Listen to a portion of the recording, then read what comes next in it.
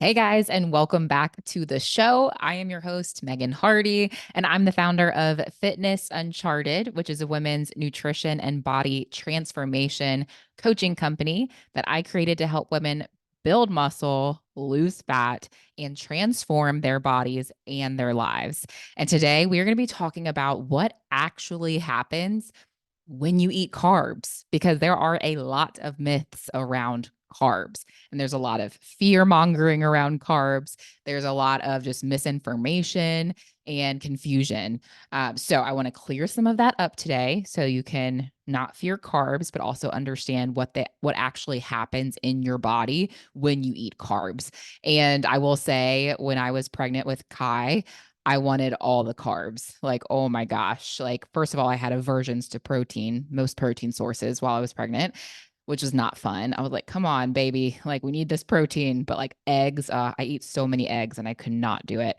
But I just try to butter them up with a bunch of cheese and other things. But even like protein sources like meats and things like that, I was just like not having it. But carbs, on the other hand, your girl wanted all the carbs and all the sugar and treats and things. But also, if you are watching on YouTube by chance, my husband and I just got Kai tattoos in honor of our baby Kai.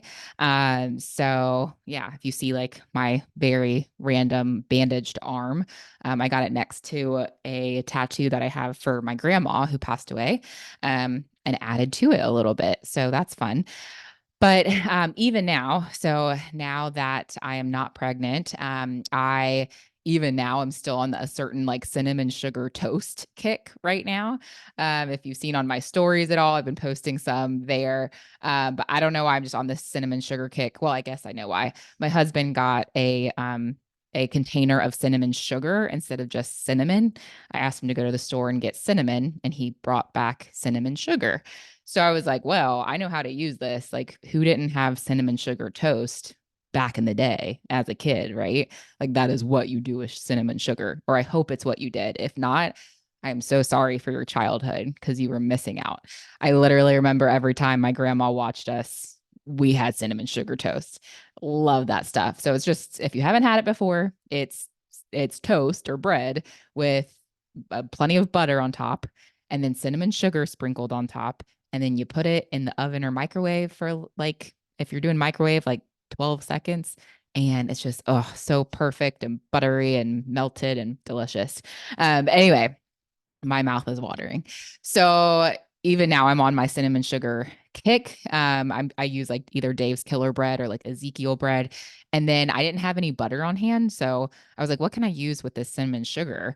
Because I didn't have butter. And I was like, oh, what about coconut oil? So anyway, I spread some coconut oil over top of the bread, then put the cinnamon sugar on top, microwaved for 12 seconds, and voila, it was still delicious. So just so you know, if you're running out or missing butter, you could use coconut oil too for your cinnamon sugar bread. But anyway, carbs, let's talk about them. What actually happens when you eat carbs? So, one thing that's really interesting that we will jump into, and this is going to be like, we're going to dive into like the how this works in this episode. So it's going to be a little bit more in depth. But for every 1 gram of carbs that you eat, so if you're doing macros and let's say you have 100 gram carb goal, or you have a 250-gram carb goal, or whatever that carb goal is for you, right? And for every 1 gram of carbs that you eat, your body absorbs 3 to 4 grams of water for that 1 gram of carb. So when you eat carbohydrates, your body processes them in several stages. So let's talk through those and break down what actually happens. So your body has to first digest and absorb the carbs. So first of all, you're going to put the carbs in your mouth. The digestion process is going to begin there. You're going to have enzymes that break down those complex carbs into simple sugars.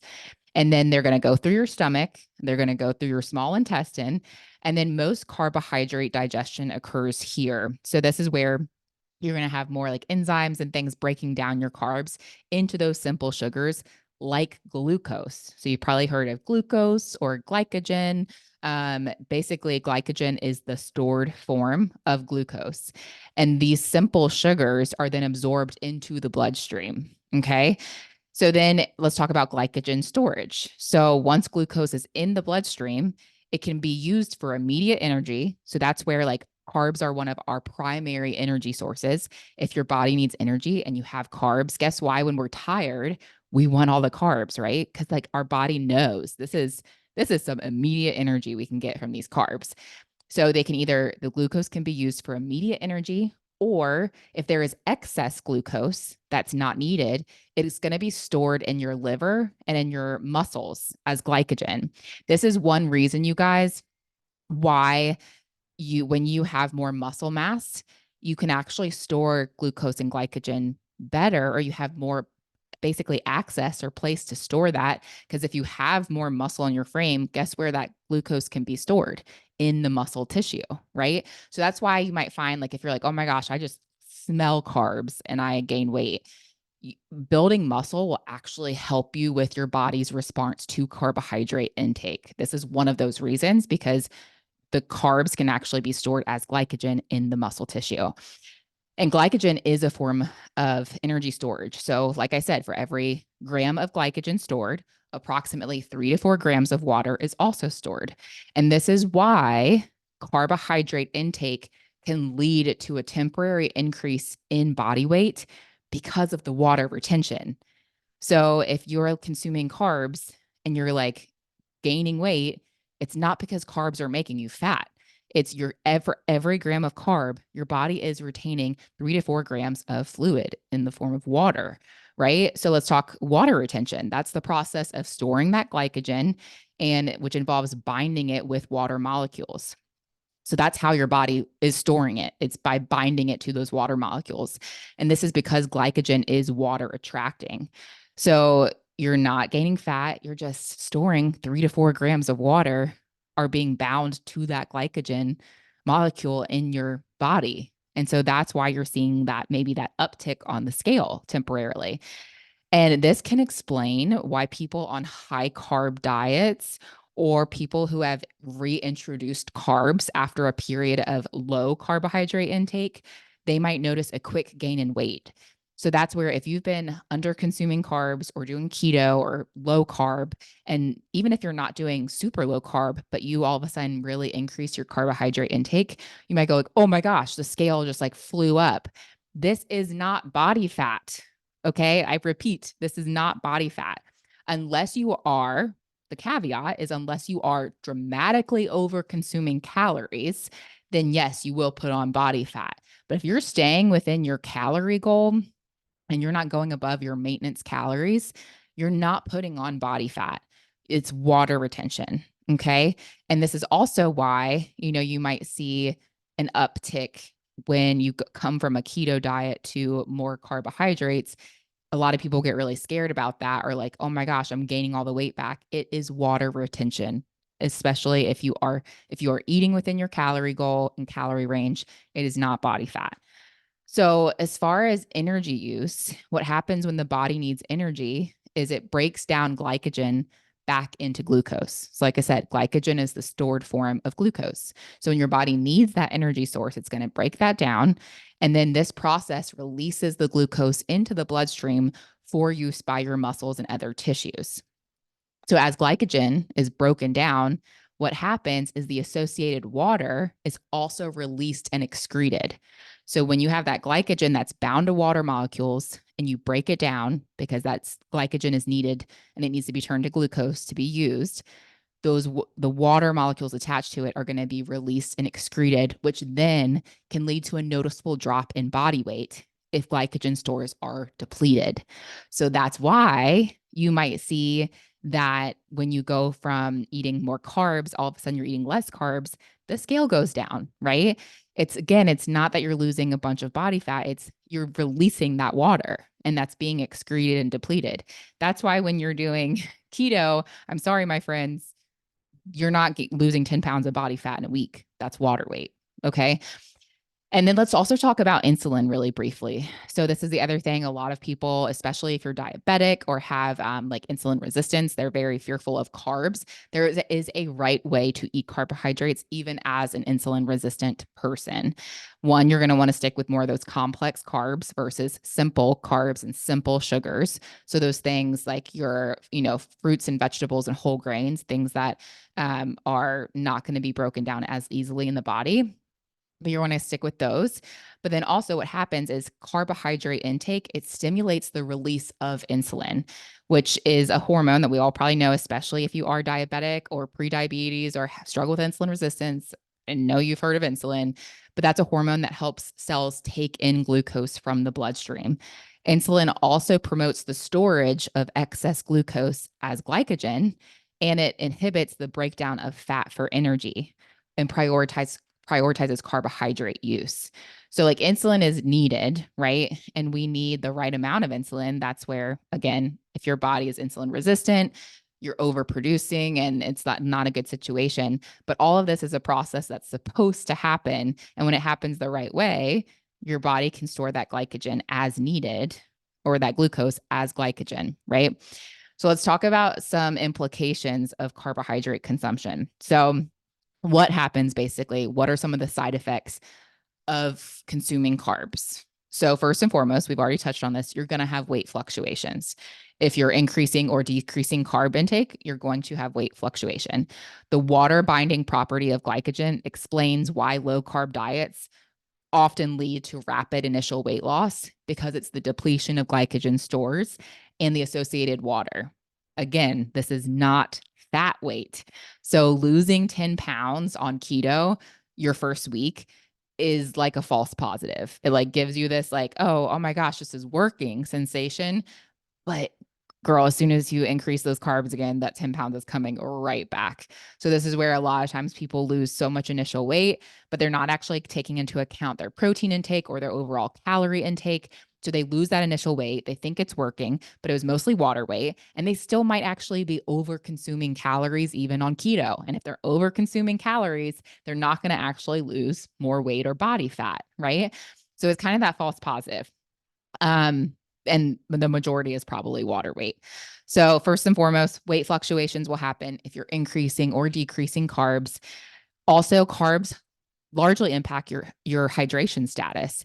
So high carbohydrate intake can affect your body's hydration because the retention of water with glycogen. So like we just talked about, the water is going to bind to the glycogen and it can help with hydration.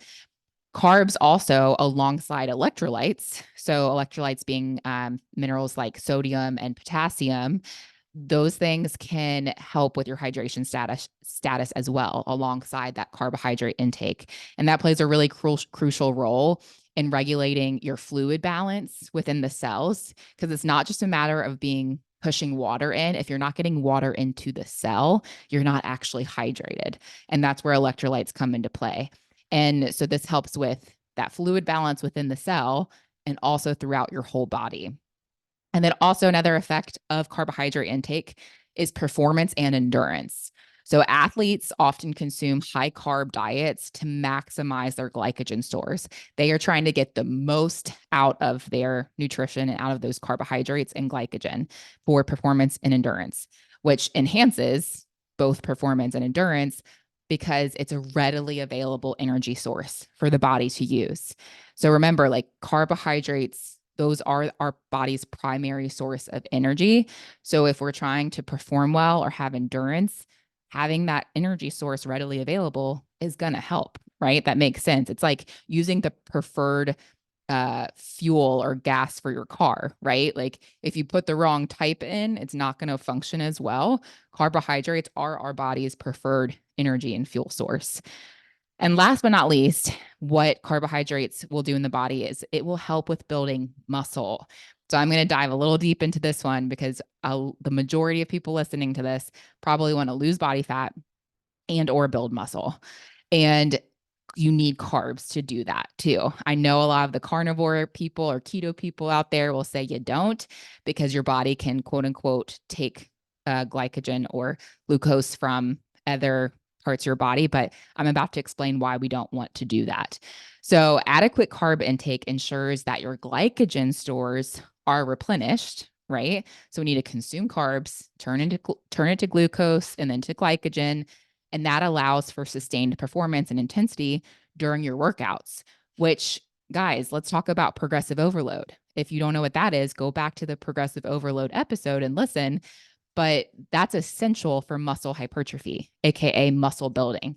If you don't have enough performance or intensity in your workouts, then guess what? You're not going to be able to use progressive overload and you're not going to be able to fatigue the muscle for muscle hypertrophy and muscle building, right? So that performance and endurance thing even applies if your goal is building muscle. The other thing that it affects is glycogen replenishment. So, this is where your post exercise meal is super important. That's why when you're done with your workout, go grab those carbs, girlfriend. That's the best time to consume those suckers because post exercise, consuming carbohydrates will help replenish your glycogen stores. And that is crucial for one, your recovery, and then also for preparing the muscle for the next training session. So if you don't have sufficient glycogen, then what's going to happen is you're going to have muscle fatigue set in faster. You're going to have a lower performance in your subsequent workouts, and your performance is going to be impaired. And then guess what? Again, if you're impairing your performance and you have more fatigue and you can't push it as hard in your next workout, what do you think is going to happen? You're not going to be able to build and grow the muscle, right? It just makes sense if you actually just think about it, think it through. Like it's like pushing yourself. You can either push yourself to the next level by consuming carbs and replenishing your glycogen, or like go at like 50 to 75%, which is not actually going to build more, right? We're not going to actually be able to build more muscle. The other thing, so this is again going out to all the naysayers of carbs out there who want to say, oh, carbs aren't necessary because again your body can break down other forms of food and tissue and whatnot to get the glucose. But the thing about eating carbs is that it is protein sparing. So what that means is carbohydrates have a protein sparing effect. And this is when glycogen stores are adequate, the body is less likely to break down muscle protein for energy. So, what will happen is if we don't have adequate glycogen stores, our body's going to break that down from muscle protein to get it. It's going to find a way, right? So, just like we talked about how your glycogen will be stored in your liver and your muscle tissues, guess what happens if you are low on glycogen? It's like, hey, muscle, tap, tap, tap, knock, knock. We actually need that now. So we're going to take it back from you. Right. And so what happens if you're eating carbs and having adequate carb intake, it's protein sparing, and this helps preserve your muscle mass and it promotes a more anabolic environment, which anabolic is just muscle building. Catabolic is where we are tearing down muscle. Anabolic is where we are building muscle. So by having adequate carbs pre and post workout, well throughout the day, all of that, like having the right amount of carbs is going to create an anabolic environment for your body, which is optimal for building muscle. The other thing along with this is with your insulin response, carbohydrate intake stimulates that insulin release, and that facilitates the uptake of glucose and amino acids into the cells. So, even by that insulin release, it also has anabolic properties because it helps your body uptake glucose and amino acids into your cells. And then what that does is promotes muscle protein synthesis, which muscle protein synthesis is building muscle. So it helps your body promote building muscle, and it also inhibits that muscle protein breakdown, like we talked about. So if your body doesn't have enough glucose or glycogen, it's going to break down the muscle and the muscle protein for that. By having adequate carb intake, it's going to help you with muscle protein synthesis and building muscle and inhibit that breakdown. And this is why post-workout carbohydrate intake and pairing that with protein is highly beneficial for muscle repair and growth. So that's the first thing I do after my workout. I go and I have a bowl of oats. I do oats, a scoop of protein powder, a serving of collagen powder, which is a little extra protein in there. I do raw milk usually. You can do whatever milk you want. I do that. So I get that carb with some blueberries. So I have my blueberries and my oats and my protein and more protein. And then I also have an egg white omelet with some Greek yogurt on top and some salsa or yeast flakes or something else like that. That is a lot of protein and carbs, and that is replenishing those stores for me so that the protein is going to help me build more muscle. The carb is going to help me maintain the muscle mass that I have. And also, it's going to help me with my recovery. It's going to help my body not break down my muscle protein, and it's going to help me in my future workout. Okay. So that's why post workout meals are fantastic and a really important time to get your carbs and your protein in. And last but not least, carbs help with your hormonal balance. So, carbohydrate can help regulate cortisol levels, and cortisol is a catabolic hormone that's released during stress and intense exercise. And what will happen is that will break down muscle tissue. So, catabolic is breaking down, anabolic is building. If you have cortisol being released constantly, that hormone is going to break down muscle tissue. So, adequate carbs that can help with keeping your cortisol levels in check, and it supports a more favorable hormone environment for muscle building. So like they can kind of work inversely of each other. So when you're having that carb intake, it will help keep cortisol in line. And then also the other thing to note too, guys, this was really helpful for me thinking about carbs and thinking about recovery after my workouts. Just because you finish your workout, your body on a chemical level does not know that you just finished your workout, right? So you have to signal to it like, hey, we're done here. Like exercise is a stress on the body. Exercise will have little increases in cortisol, little spikes, right? That's a good thing. Cortisol is an issue when we have chronically high cortisol. But, that little bit of stress, is actually makes us more stress resistant, right? That helps us actually become more resilient. But our body doesn't know, like, hey, oh, Megan just had a really crucial, brutal 45-minute, workout or training session. Now she's done, right? Because she just sat down. So she's done. My body doesn't know that. So I need to signal to it like, hey, we're good. We're time for recovery. Let's start the anabolic building process, right? Let's not be catabolic. Let's rebuild the muscle. And that's where intaking of carbs can help do this. It signals that body like, hey, we're cool. We're not stressing. Let's lower this cortisol and keep that in check, which will help with your muscle building efforts.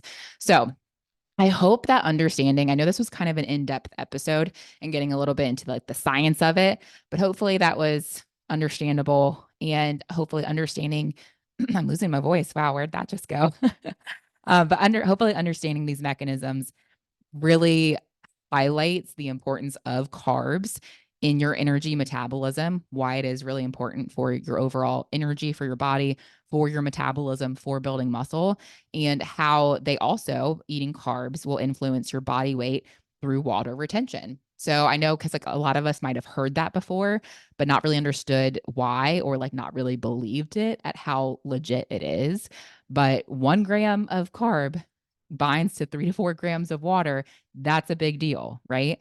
So it might make your weight fluctuate, right? And make the scale fluctuate. So hopefully that breaks the myths about carbs. Hopefully that gives you some encouragement on why you can and should eat carbs.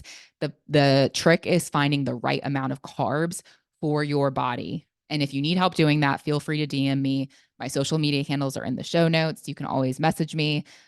We also do one-on-one coaching. So if you want hands-on guidance for this, that's literally what we do.